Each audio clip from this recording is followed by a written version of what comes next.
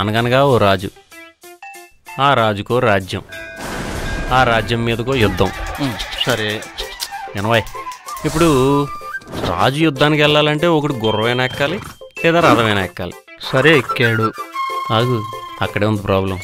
గుర్రం ఎక్కాలా రథం ఎక్కాలా అనే సంశయంలో ఉండగా శత్రువులు దాడి చేసి రాజుని చంపేశారు. అయ్యో పాపం, కథ అయిపోయింది. లేదు, మొదలైంది. అంత పెద్ద రాజ్యం ఉన్న రాజుగాడి పరిస్థితి అలా ఉంటే ఇంకా నా పరిస్థితి ఏంటి? అరవింద్ కృష్ణ నా పేరు. అరవింద్ అని పిలుస్తారు, కృష్ణ అని పిలుస్తారు, మీరే డిసైడ్ చేసుకోండి.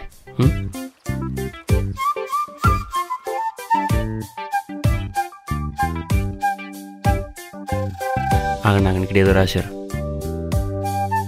మనవియాలకించరాదటే.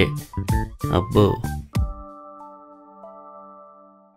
వారిలో ప్రధాన పాత్రధారుడు.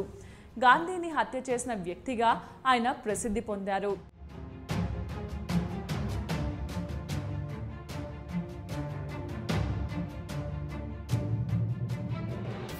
గాడ్సే పూర్తి పేరు నాథూరామ్ వినాయక్ గాడ్సే. ఇతను 1910 మే 19వ తేదీన పూణే జిల్లాలో బారామతి పట్టణంలో జన్మించాడు. ఇతని తండ్రి పేరు వినాయక్ వామన్ రావు గాడ్సే.